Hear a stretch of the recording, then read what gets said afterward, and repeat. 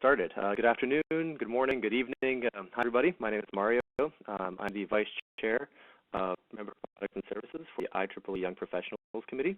And today we present to you the Best of the Consumer Electronics Show webinar, hosted by the IEEE Young Professionals. So, introduce to you today's host will be Carsten Dolar. He is the CES representative for the MGA Young Professionals Committee. And to inform you that this is the second Young Professionals webinar of 2014. We have many more webinars lined up for you for the remainder of the year, about one per month, on various topics such as effective communication, leadership, humanitarian outreach, and many more. To just discuss the webinar etiquette today, please do mute your microphone so that we don't get any unwanted feedback. So you can do that by pressing *6 on your phone or by selecting mute in the participant menu.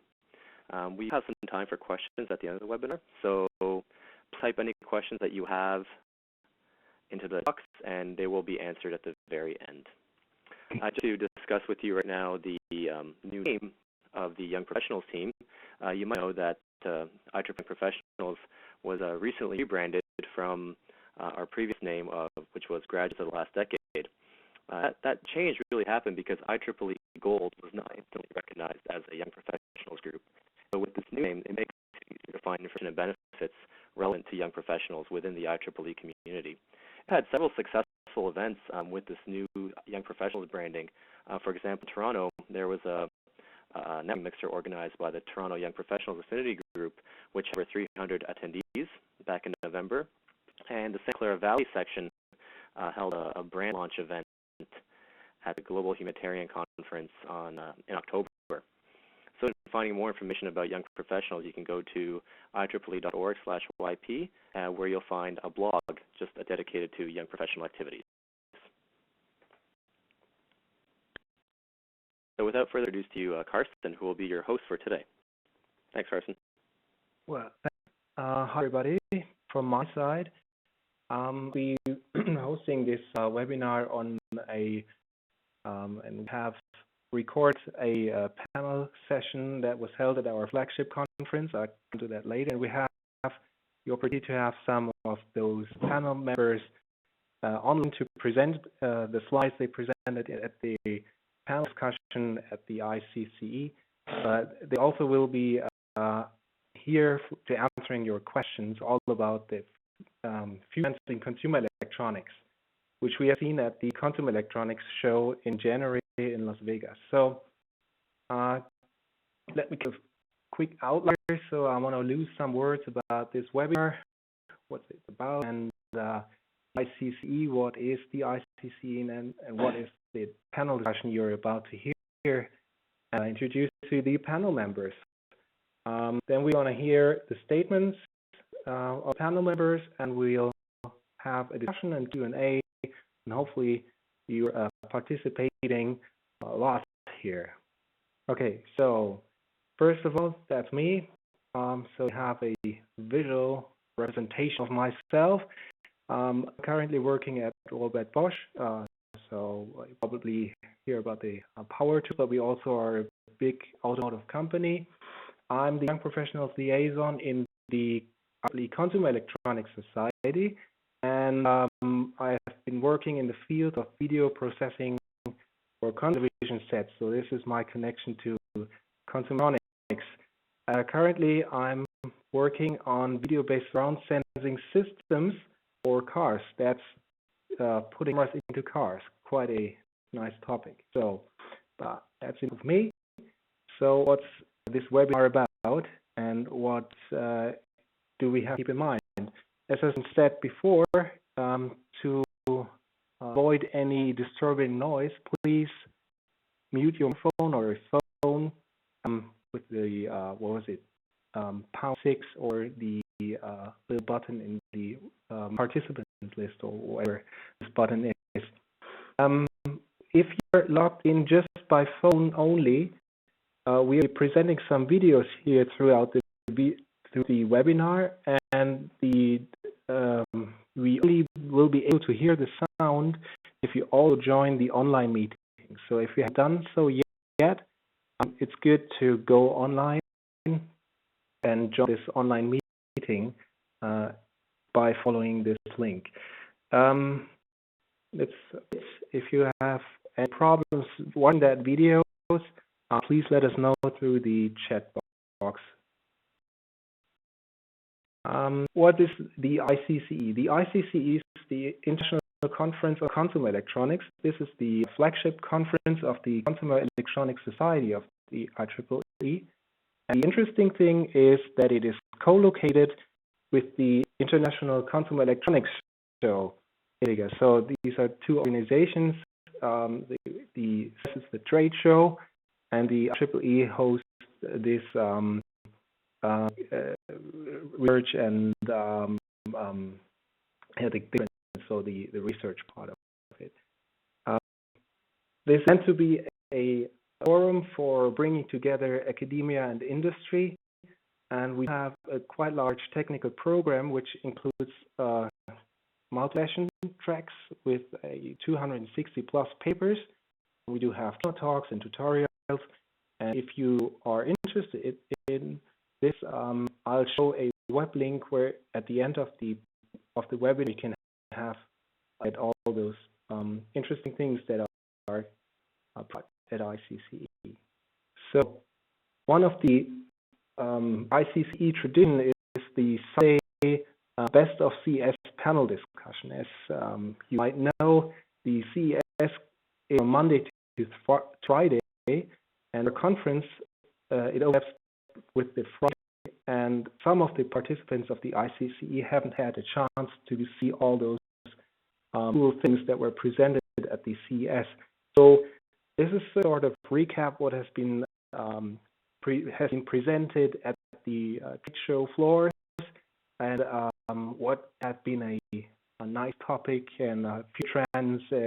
Lots of things to see, and even if you're spending the whole week at the CES, you barely can see anything. So we got speakers this year. We're 5 speakers, and they're sharing their impressions, what they have seen at the CES. The interesting thing is we have some of them here right at the webinar, and you have the chance to ask questions, and maybe you have a very distinct point of view because as a professional you're a digital native, and you probably have some interesting thoughts about future trends.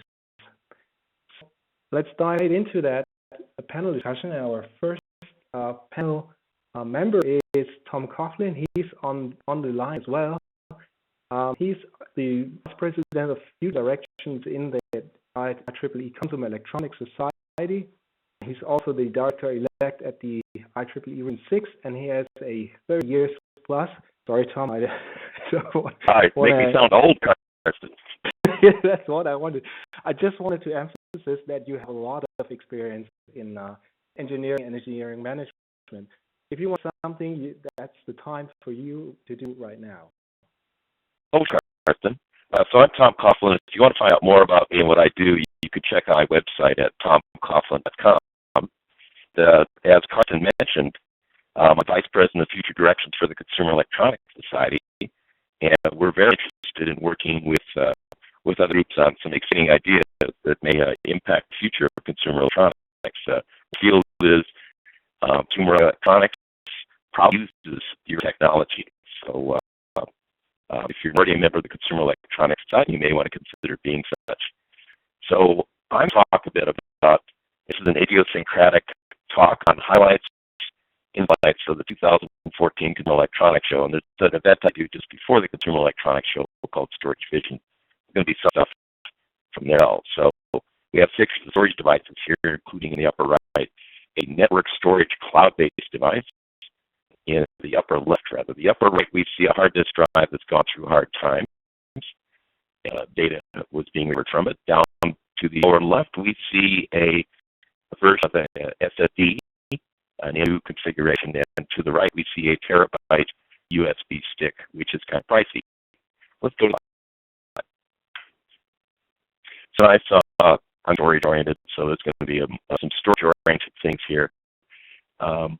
The idea of creating personal storage devices, oftentimes external storage devices, that can also be connected to the internet. internet, and if you will, a personal cloud, as well more storage you may have on your mobile devices or on your computer is a major topic. In fact, W was showing cloud storage, personal cloud storage devices, but other storage companies as well, including guys that actually make hard disk drives, Western Digital, Seagate, and Toshiba. So folks that buy devices, whether it be hard disk drives or flash memory, and put them to products such as Buffalo showing products. Same thing, beyond say desktop or mobile devices or devices with a Wi-Fi connection is the idea of wireless Wi-Fi connectivity. Devices that Seagate and Buffalo were showing provide up to a terabyte of storage capacity with a useful battery life in use of 10 hours Wi-Fi connection. So even if you've got a mobile device or a smartphone with limited internal storage, you can actually carry a lot of storage with you. In a sense, this becomes a very personal cloud storage device for you. They're also up to 2 terabyte half-inch external drives are being shown at the shows. And currently we have a technology up to 6 terabyte, 3.5-inch drives. Those are using a technology that adds CM into the hard disk drive, or using another technology called jingled magnetic recording. In the case that actually allows you to put more disks into the drive because some of the mechanical issues associated with air are needed by the use of helium. Magnetic recording actually overwrites previously written tracks in a hard disk drive with tracks, and therefore you get a higher track density and therefore higher storage capacity. So we have a half-inch drive product to 6 terabyte capacity. Another interesting thing that Seagate was talking about is actual hard drives, 3 hard disk drives, mostly or cloud-based, object-based applications that have the internet, Ethernet connectivity that is built in the drive. So their particular product, called kinetic drive, it may be that this could drive additional implication of the device of the entry requirements to create storage systems with multiple hard disk drives. You don't have to have separate yet switching that can be done within the hard disk drives or other storage devices themselves. So the next slide, Carsten. Topic in consumer electronics in general is that we have more and more things that can record content, can record our life. It happens, if you will, actually moving to a stage where with Google Glasses and simple things people can see anywhere, that we may be moving, creating life logs where we capture and hopefully be able to find a lot of interesting information about our lives. So mobile cameras, GoPro cameras, for example, a lot of the companies were showing these products at the CES show, simple high-resolution cameras at the show. And there's this thing called a narrative clip and autographer, and one of these is shown in the upper right there that basically it's a linear-based device that can just record stuff as it happens. Also, there's things like a Bluetooth and at the ICCE conference actually showed this thing, so record what you write. So we're capturing video content, we can capture writing, we can capture all sorts of things that happen. All faster connectivity that allow make use of new storage architectures, for instance, including flash memory. The Thunderbolt 2 interface, there were devices such as the Mac Pro, sorry, I should correct that, the Mac Pro that was shown in the lower left there, operates up to 2 gigabits per second. So very fast speed available, and that supports, for example, very large and very high resolution video. On to the next slide. So I had a chance to visit during CES. Seagate, there's one of the hotels they were showing stuff, and between what they were showing and they bought called Let's Say in the last couple of years, there's interesting things there. In the right-hand side, we actually see a tablet computer with a 5 gigabyte hard disk drive in it. So this eventually gives you what we call a fat tablet. It has a lot of storage capacity.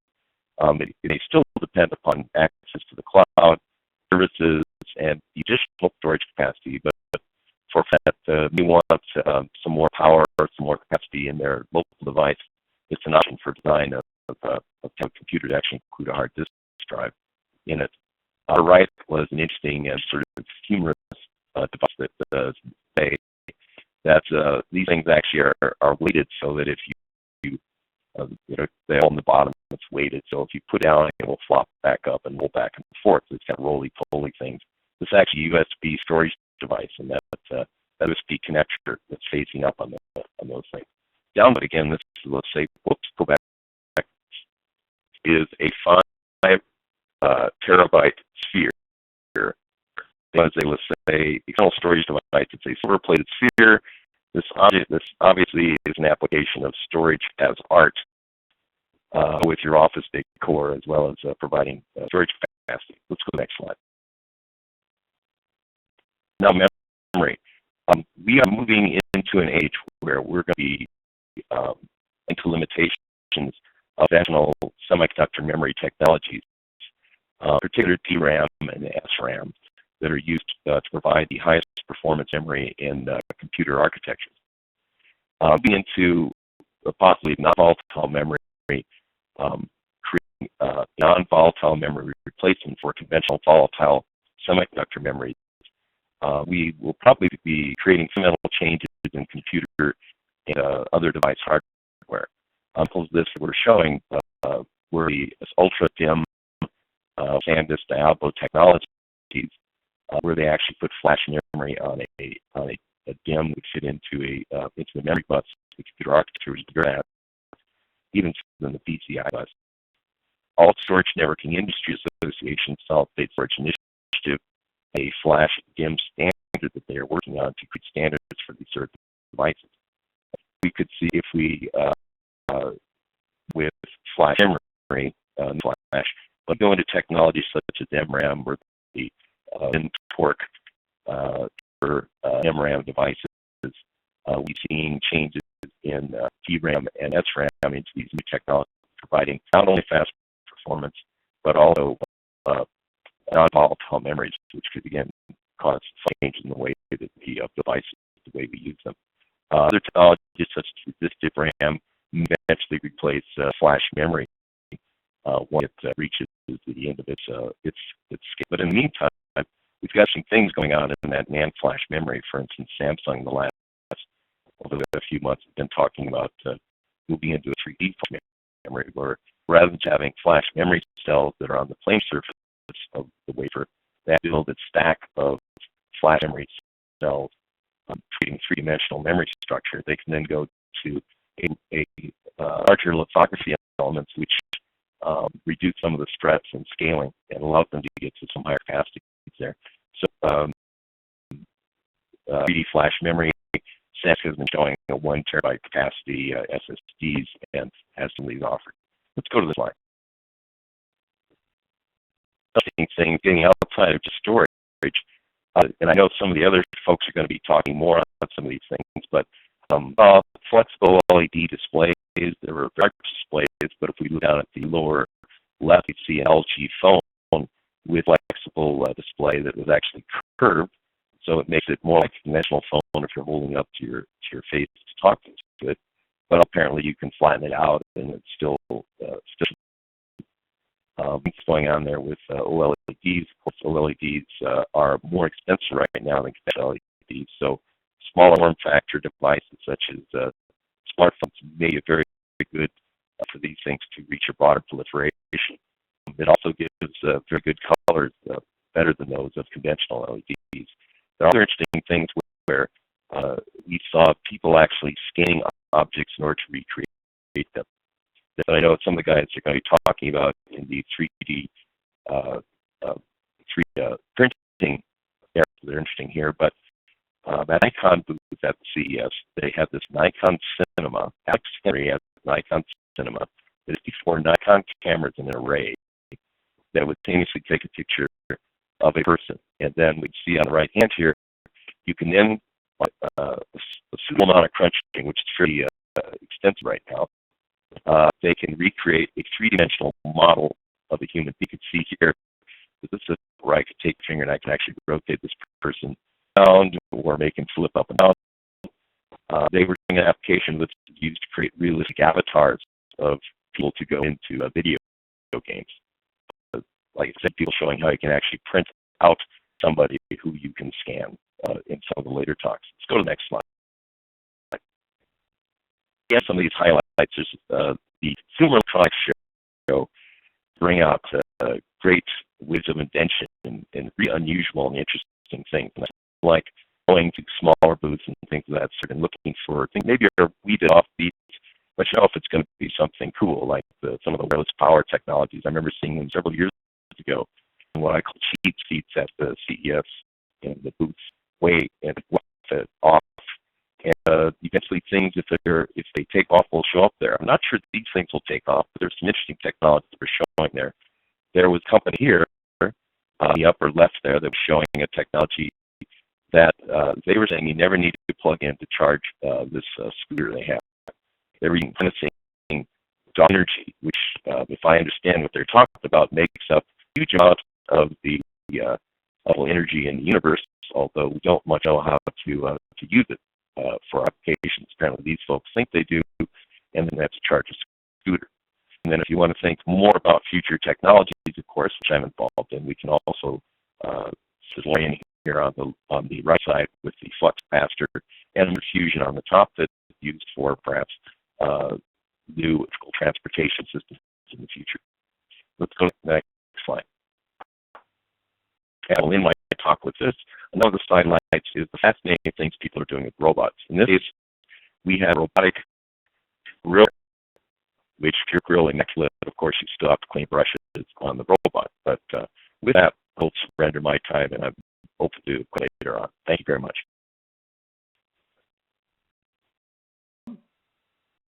So very neat application of robots cleaning the barbecue. Actually, I don't like that. All right. So next in line is Stefan Moser. I haven't yet. Stefan, are you online? Okay. He tried to be online, but unfortunately he can make it. Stefan Moser, he is with CCM Consulting, and he is the president of the IEEE Consumer Electronics Society. And he is active in the field of consumer electronics and telecommunication and information technology. So pretty much everything that's touched with the consumer electronics. He has a long track record of what he did during his life, and actually he can those good points for himself. What we are doing right now is we have recorded the panel discussion. Was done by Konstantin Glasmann and team. Actually, Konstantin, thanks very much. I've seen you're online. And first, you have to have your be connected to the online meeting to also hear the video. So it's the presentation. If you have any problems, again, please let me know through the chat box.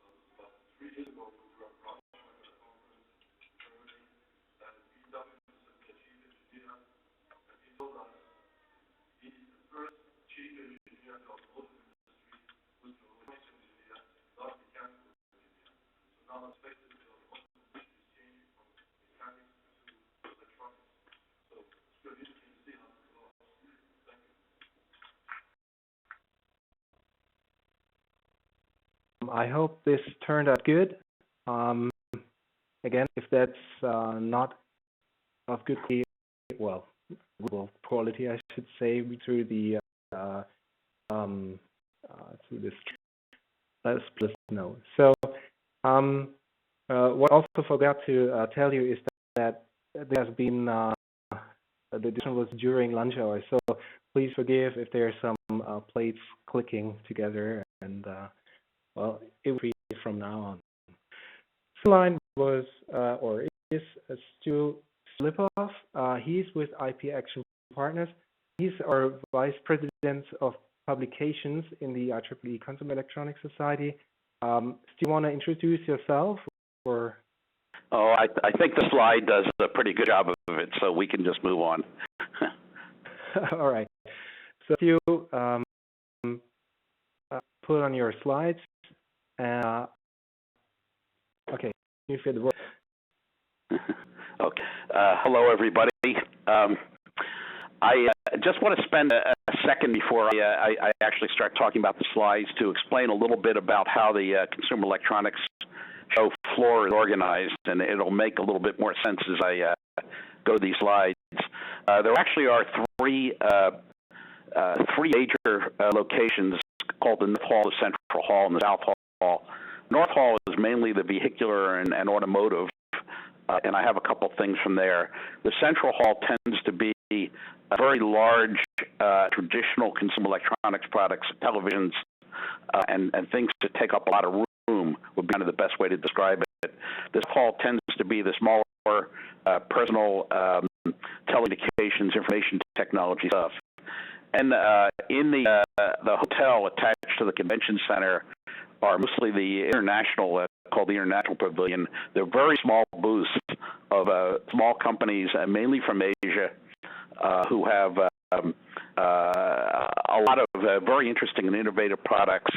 And then it overflows into a parking lot where they have a very large tent where they tend to have some of the smaller companies that are typically Western companies, but have some very innovative and creative products. So it really takes quite a bit of time to see all this stuff.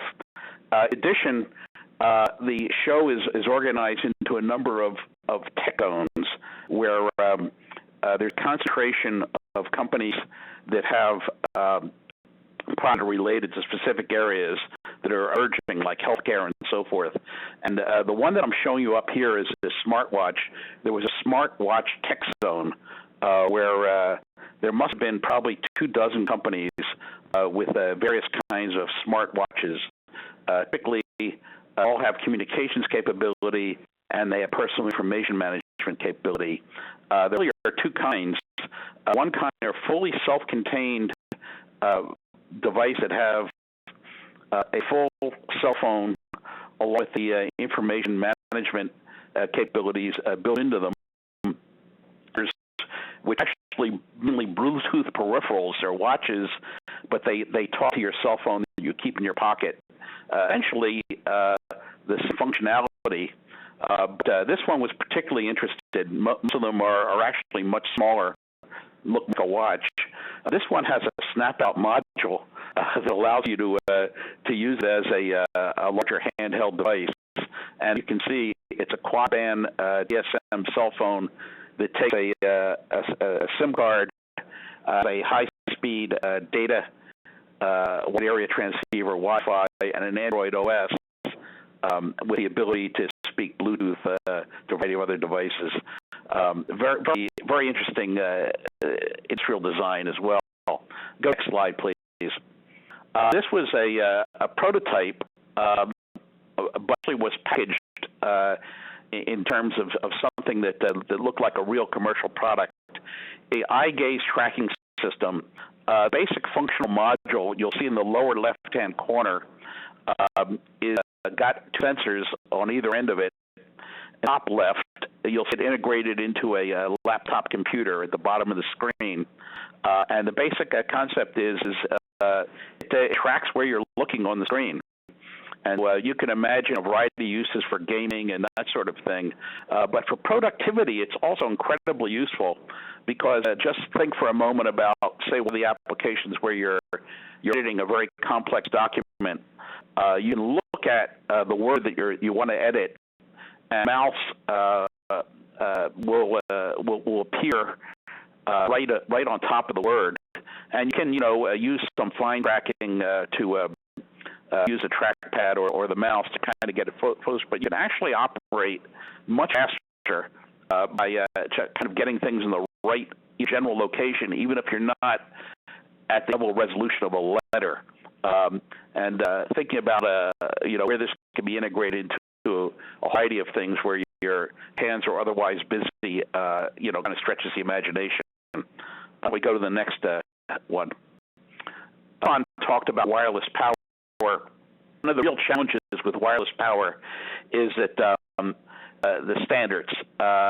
This would really, I think, take off if we had universal or near universal acceptance on a standard. There actually are 4 competing standards that are going out now. There are a couple of manufacturers who have actually built these into their products, but because the standards are still in flux, none of the portable device manufacturers have actually, widely adopted this yet.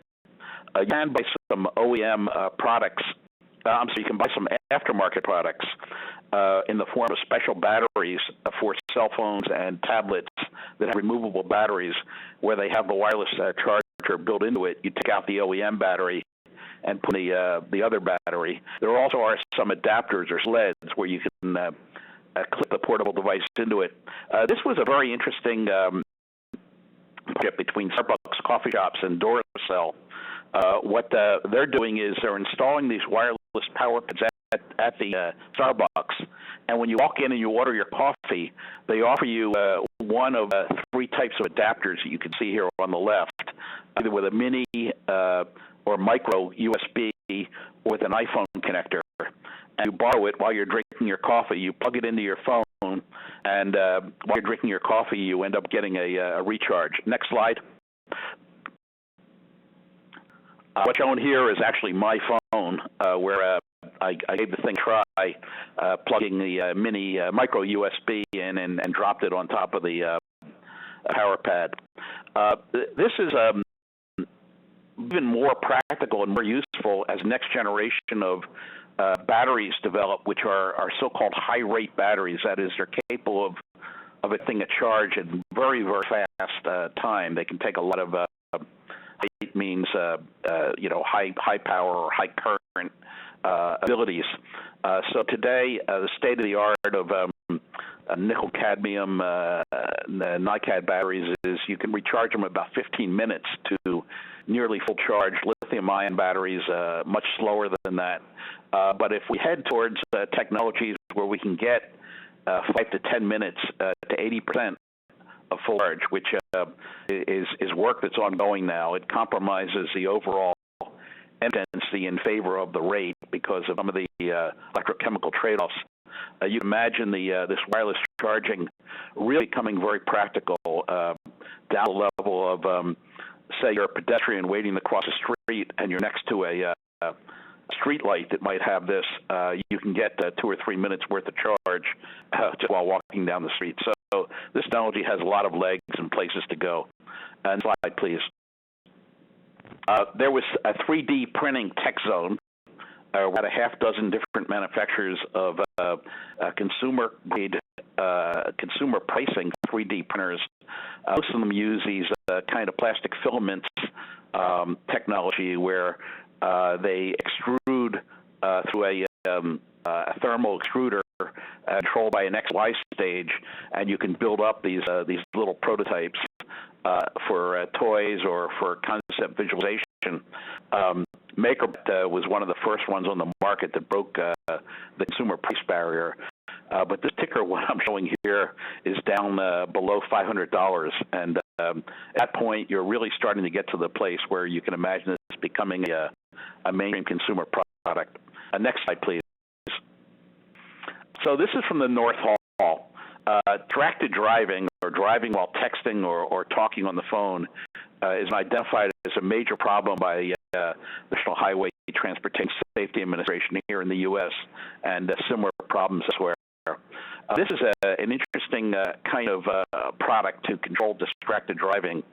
It consists of a self-contained module that's solar powered. You can see here that you put above your mirror on your automobile. So it recharges its batteries without any connection to the vehicle by just occasionally getting some sunlight.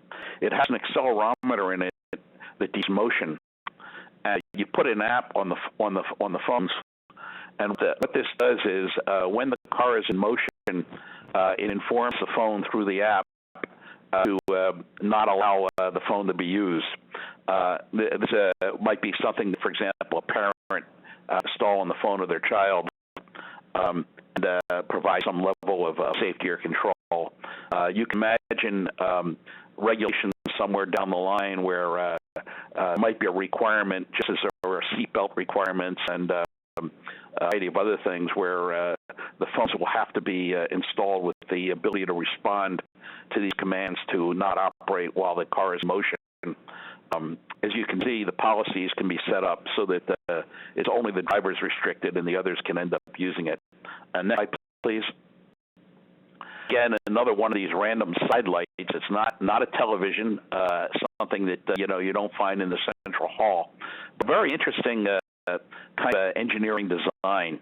You can see it's a video-enabled doorbell. But what's unique about this is that you basically remove the existing button that you have on your home. You just what's in place. So it takes the power from the typical 24-volt AC. Normally controls the doorbell button. You push the button, it rings the doorbell. But in addition, it hooks up to the Wi-Fi that's in the home to make a connection to a remote application running on your cell phone. So if you're away from home, you answer the door. You can see who's there. You can talk to them with two-way audio. It doesn't use any batteries because the batteries are charged by the replaceable batteries. The batteries are charged by the connection to the doorbell. Has a motion sensor that'll cause it to place the call to you. You also unlock the door remotely from the app in your cell phone if you want to let somebody in, like a child or repairman. Next slide, please. Towards the end here, here's another one of these non-traditional products that you would not really expect to find at the Consumer Electronics Show, but this thing is full of electronics, and it is a consumer product. It looks like a light bulb put into a regular light bulb socket, 110 volt here in the U.S., and I think I have a 220 volt expert model. Battery in it, battery backup, and what it basically does is if you lose power, you can still turn the bulb on and off to maintain light in the room, even when the power is off. But here's the interesting thing about it. The switch that turns it on and off is the same all switch that would normally be used even when there is power.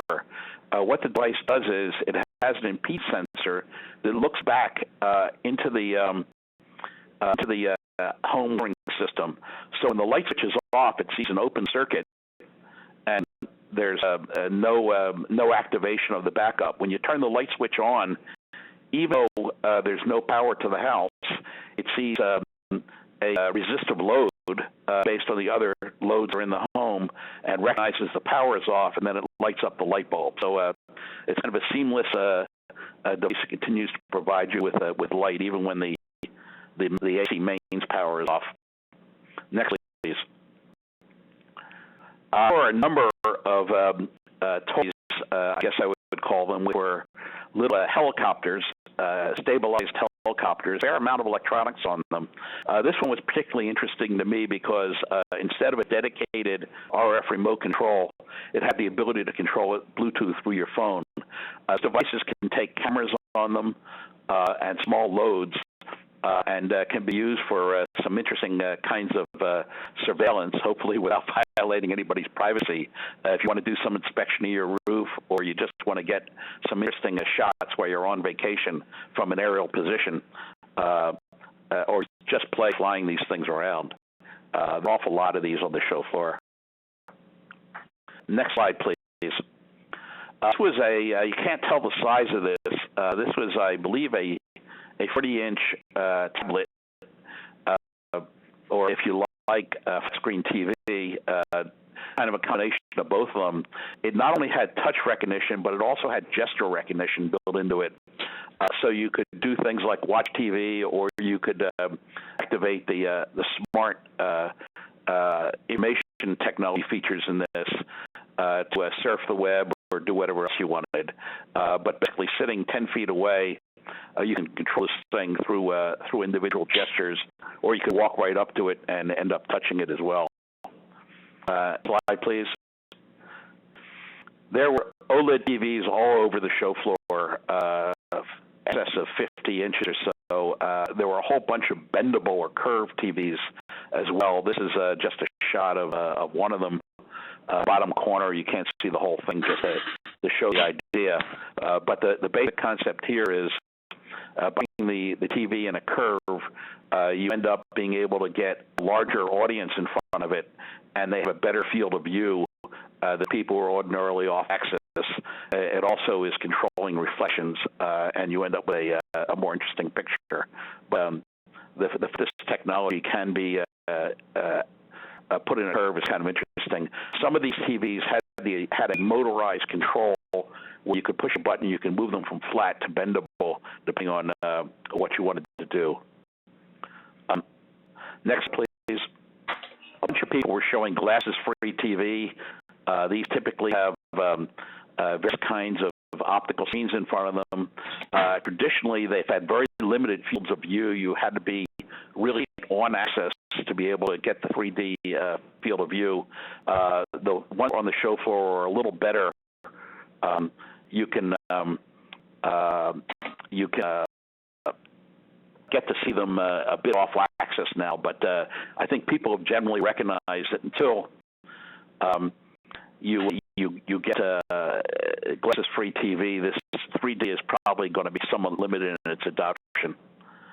And I think on my last slide, I talked about the 3D modeling tools, 3D home printers. This was an interesting kind of takeoff. It uses the same monofilament plastic that's in some of these 3D printers. This is a handheld tool that you can use to do just some doodling, and it kind of caught my fancy. You can see a couple on the lower left-hand side of people playing around with this. So that's the end of my slides, and look forward to the Q&A at the end. Carsten, to you. You? Okay, so you are a very interesting person. You should definitely grab the chance and ask him some questions afterwards. So we're looking forward to that as well. As you've seen, we have, all right. All right, you saw a note by Rick. Are you online? Yeah. So I just have your video. A comment on those videos as well, as I'm showing them. Or? I think just running the video is best given the time we have, and then I'll take questions. But I'll be glad to send high resolution pictures to anybody who emails me. Okay, cool. So let's introduce Rich. He's with the engineering group, and he is a IEEE senior member and a member of the IEEE Consumer Electronics Society, and has a long track record of organizing the ICCE. And he is really he's giving first-class reports on all those things are really hot and future trends. Rich, I'm very much looking forward to your video presentation. If you have any comments, just give them in it, or just step over. All right? Anything to say for your person, or? Just it's my 35th Consumer Electronics Show, and I try to keep an eye out for the technologies that 3 and 5 and 10 years from now we'll be saying, that's the seat where I saw the first hydrogen car. Yes. All right. So let's skip right through your video and enjoy. Thank you.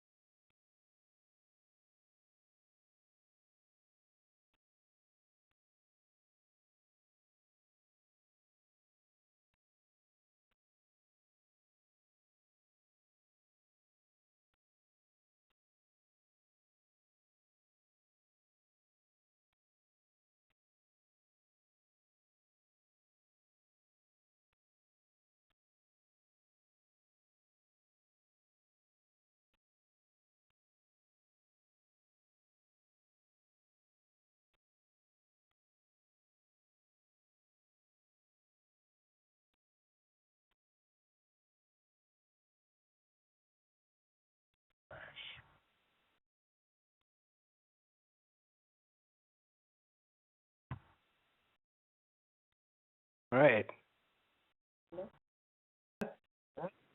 I'll be glad to send high-resolution pictures to anyone who emails me. Okay. Our last panel member that's going to give a statement is Sean Dubrovak.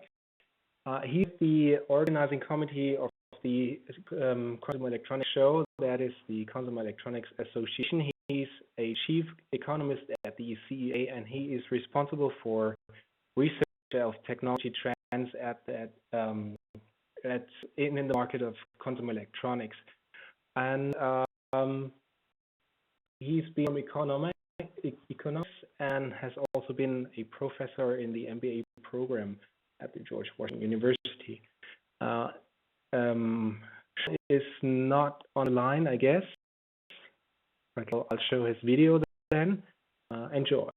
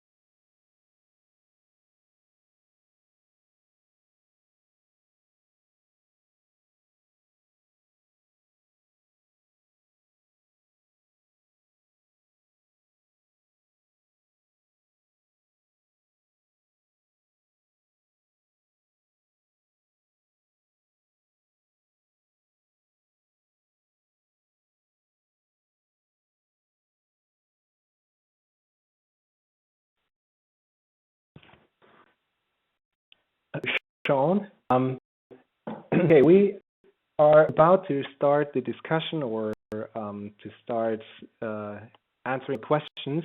There have been a lot of questions in the chat box, so if you might have had a chance to follow that one, that's the right time to ask your questions, also audio.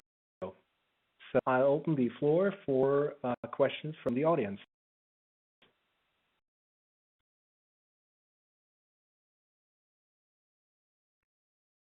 So the first question.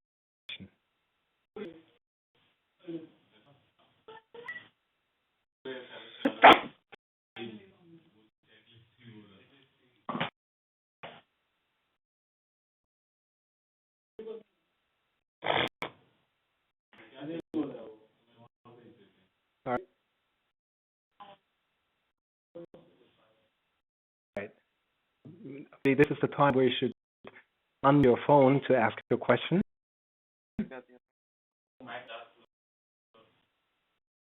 So we have had some questions in the box, in the chat box. So probably I found quite interesting are these drone things.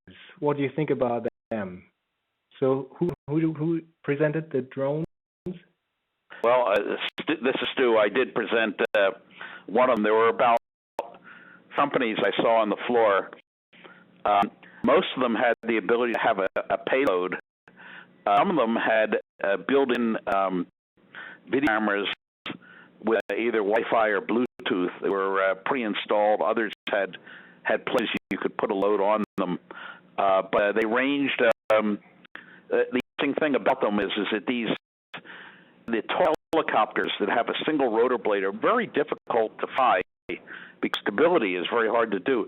These drones typically had propellers at opposite corners of a rectangle, and built-in electronic stability systems with accelerometers. So you did not have to be very proficient to fly it. They would they keep themselves level and could hover. You could move around with a great deal of precision and pictures of stuff, or lift things like if you were trying to we're in the woods and you were trying to put an antenna up, lift the wire up and tie it around a tree. And things like that. So they were pretty cool. Most of them had dedicated remote controls, but the one I showed was, had Bluetooth with app you could put on your cell phone. Okay. The question was there something about the driving, prevent drivers from texting while driving. So there had been raised some doubts about if that would be, this could be prevented or circumvented. So who did that presentation? Was that you, Stu, again? Yes, again. So this particular application was one where you actually had to have the phone cooperate, it is true that unless the phone has an architecture where you can put on an application that you can't delete, which, by the way, many cell phone providers make arrangements with the OEM to install certain native apps that cannot be deleted. They're basically there running all the time. You can imagine if this were to become more popular or even regulated by law, that app might be in there, or there might be some apps that are put in with parental control. I don't believe is a feature of any of the current OSs where parent has control over what's there or not there. But in any event, the child could certainly delete the app, but the parent would have the ability to inspect the phone from time to time and know that it's there. I should mention that there's work going on distracted driving technology that do not require cooperation with the phone. The problem is that in most jurisdictions, the U.S. and elsewhere, it's against law to create active jamming signals, which will jam the phone. You could imagine an Alexa package in the car that does that.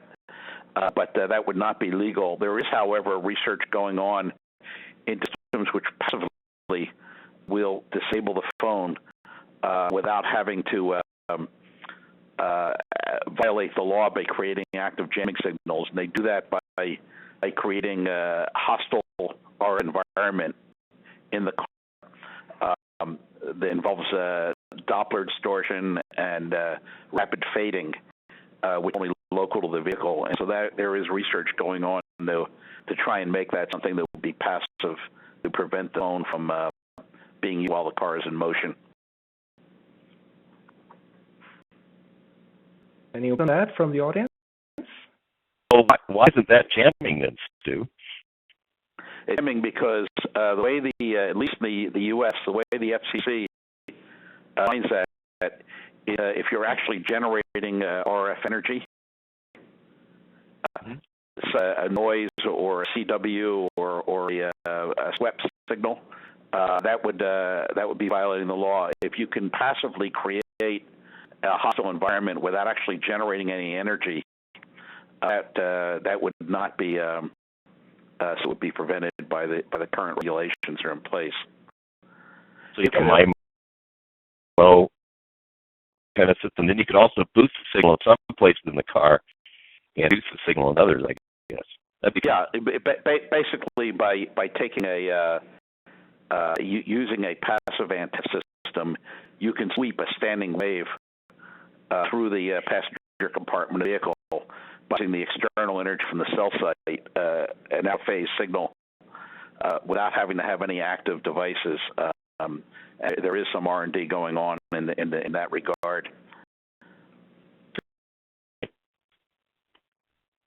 Okay, Tom, were you still on the line? I know you have to leave in a few minutes, and we should close there as well. What do you think is the average capacity built into laptops this year? I think the laptops are still, there's SSD laptops, most of them are hard disk drives. So I think it's around 500 gigabytes, maybe just a little bit less as an average. And then laptops for later applications have been displaced by mobile devices like tablets and smartphones. So will it rise there? Capacity tends higher. Well, storage capacity is definitely higher with a laptop than it is with most mobile devices. Now, people that talk about making stuff, I call them fat tablets, that have high capacity in those devices as well. And there's companies like Seagate that I was showing that actually have disk drives that are geared for providing lower cost storage. Any questions from the audience? Yeah. Are we still on the line? So what was your personal highlight? Well, one question. There's a question. Sorry. Well, so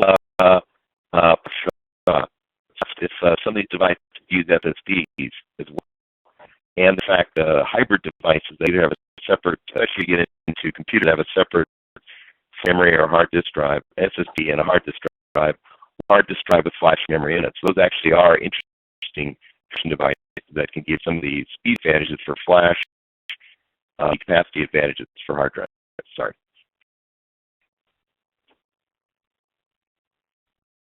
I would say personal favorite were the Sony eyeglasses that use an augmented reality display where it's dismissive. You can still see the full scene, but information pops up in text blocks. You're gazing compared to Google Glass type systems where you have to take your eyes up and away from where you're facing, walking, driving to get information. So I think that was the most promising, interesting technology that was good to see prototype and apparently on its way to production. So when we say expect that? Sony, but I would expect that they can ship something before end of this year if they want to.